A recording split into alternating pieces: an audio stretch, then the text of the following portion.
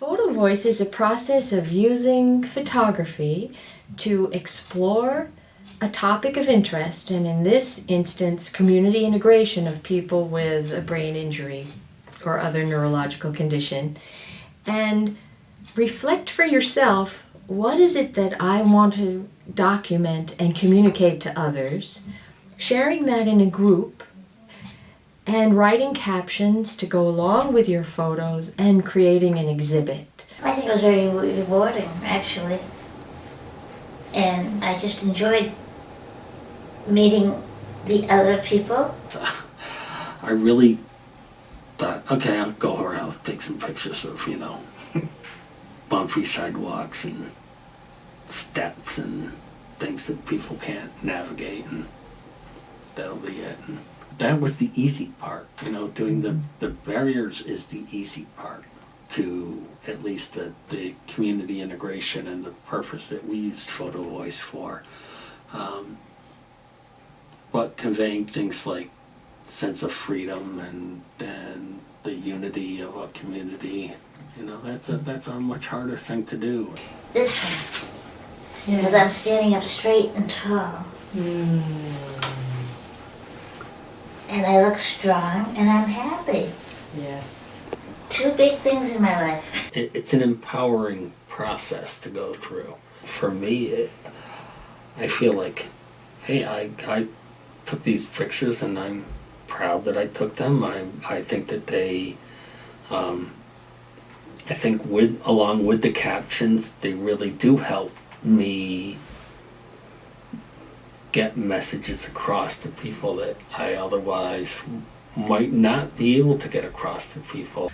Why community integration is important to understand as a framework is basically, it goes back to what survivors, brain injury survivors, need. Having meaningful relationships with family, friends, other individuals who are affected by the same issues. Having meaningful things to do, both with work, things that are purposeful, as well as your leisure time, you want to have those things as well. And also having independence, so having that mobility to get around town and do whatever you want to do. Where we started focused more on the environment and supports and barriers in the environment, and yet through the photos, through the discussion, and over time, it was coming out more and more that it takes two. You need both. You need an environment that's welcoming, that's accessible, that's interested in having participation by all, and you need people to make some effort themselves, who are willing to make an effort and get out there, even though it might be scary or it might be hard or there might be barriers. So one of my favorite photos shows a participant writing. That's one of her favorite activities, is to practice her writing. And when we were reviewing the photos and thinking about how they relate to community integration, I was looking at it and thinking, well, what does this really tell us about community integration? What do you want to tell other people about community integration for people with brain injury here in Lexington? Find something you're good at and excel at it. What would you say that you're good at? Writing. Yes. Thanks to my older brother. Yeah. I'm glad he helped me out because I got to see some lieutenant premiership, and I'm glad I don't write like them people. Yeah. When I was in first and second grade, I was only lieutenant person in the classroom. So I asked my older brother, because he's 11 and a half years older than me, if I had a problem with my hand. He started laughing. He said, "No, Lisa, you don't have a problem." He said, "You're just not a lot of lieutenant people in the world." So the next day he brought me home a pad of paper, and he said, "Lisa, every day I want you to practice writing every day for a little bit." He said, "Just practice a little bit. Don't do a whole lot. Just do a little bit every day." And I did. And he checked the kids and made sure I was really practicing. And when I got in third grade, there was a boy in my class who was left-handed. The teacher took one of my papers over to him, and that's why his paper don't look like mine. He told I was right-handed. She started laughing, and she pointed to me and said, "No, she's left-handed." That's how much my paper improved. I reflected that that's an example of the personal and the environmental. Her brother was there to encourage her to practice, And at the same time, she was willing to practice and make the effort. And it's something that stuck with her whole life. And applied to community integration, yes, you need both. And that came through clearly in our discussion. I find myself, I'm not really alone very much, although we'd like to be alone. I'm still thinking about getting more independence.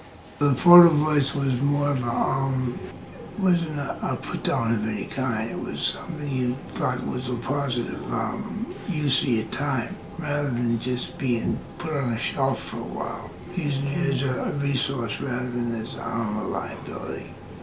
We would like to do similar projects in other towns where supportive living has a residential or group home, because it's an opportunity for people living in the supportive living homes to get right out in the community, interact with others, and learn both about themselves but about what other people face and what they think.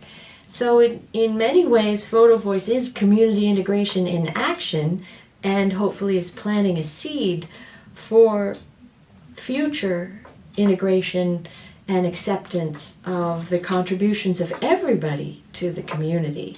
It takes everybody. It takes the president of the company to to the people putting widgets together, to the people designing widgets, to the people cleaning up the stuff that goes in the widgets. It takes everybody, and to make a good company work well. And it takes everybody to make a good community work well. This project was the first time that we did a pre-test and post-test on satisfaction with life. It's a survey that's been used in brain injury research quite a lot around the country and consistently for quite a few years. This pre-test, post-test helps give us an idea about whether Photo Voice makes a difference for how people feel about themselves and their lives. So that's one thing I would recommend continuing with the project, because then we're looking at a topic like community integration from these different perspectives, with the photos, with the writing, with the survey data. And I think we can know more with these multiple types of data to understand, to analyze, and to write about. Everybody that was involved in the project felt like, okay, yeah, I have to do this, but you know what?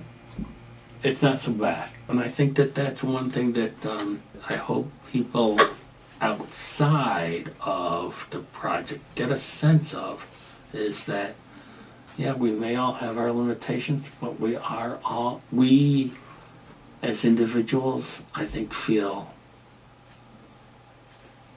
good about where we are. I mean, we'd like things to be better, we'd like things to be different, but we're all realists, and we've got a lot to give, and it's not as negative as people might think it is. Mm-hmm. Once you take time to adjust to it, and you've adjusted, then you're just a person that has different limits.